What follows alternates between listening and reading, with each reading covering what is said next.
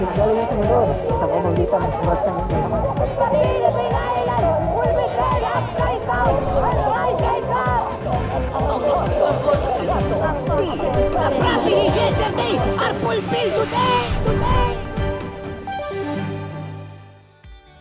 This is it! Ilang araw na lang, Living Like Jesus Youth Camp na ang isa sa pinaka-inaabangang pagtitipon ng mga kabataan dito mismo sa lugar na ito.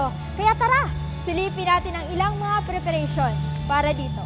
The greatest demonstration of God's power and glory. Ang tema na ngayong much-awaited Living Like Jesus Youth Camp 2024 na gaganapin sa Jesus is Our Shield Worldwide Ministries, God's Dwelling Place. Ilang tulog na lang, masasaksihan na ang dakilang paghahayag ng Diyos ng kanyang kapangyarihan at kaluwalhatian sa mga kabataan. Kaya naman, puspusa na ang paghahanda para dito.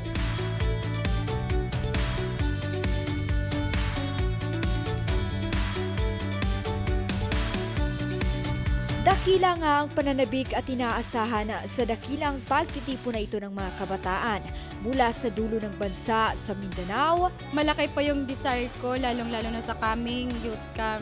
Malaking bagay pa po yung gagawin ng Lord sa bawat isa sa amin. At alam po namin na may malaking revelation, ilalagay yung Lord sa aming mga puso, kung saan napakadakilang impartation po sa bawat buhay namin po. Sa naralapit po na Youth Camp 2024 ay hindi lamang dakila kundi bagong karanasan po na hindi pa po naranasan ng aking buhay maging sa buhay po ng mga kabataan. Ito na po yung kaganapan ng mga pangako at propesiya ng Panginoon sa ating mga buhay. Lalo na po nung narinig ko lang po yung tema po na the greatest demonstration of God's power and glory.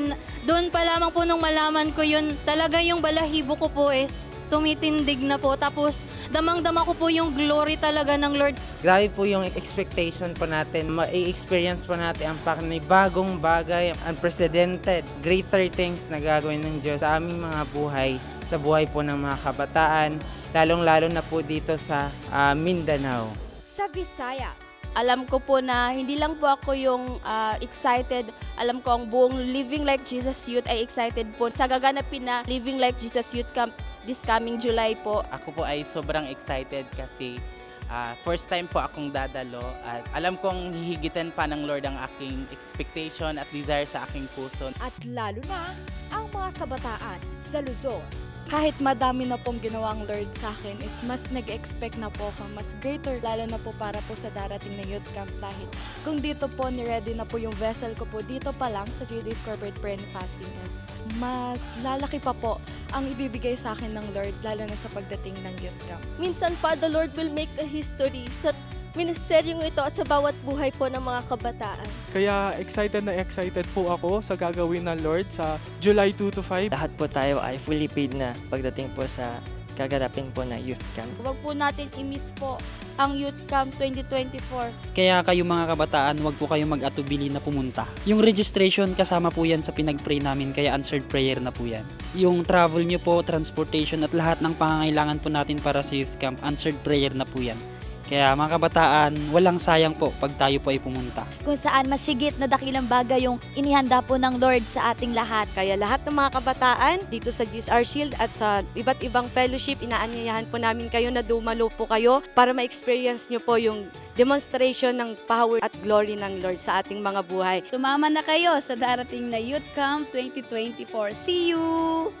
Kaya ano pang hinihintay nyo? Magpa-register na. Mag-message sa ating official Facebook page at www.facebook.com/JIOSWMofficial o kaya naman ay tumawag sa ating Living Like Jesus hotline na may numerong +63288546-796 para sa karagdagang impormasyon.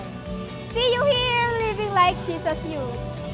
Kita si Glyza Bariso para sa Victorious News. Walang kinikilingan, walang halong kasinungalingan, tawang kaligtasan lamang.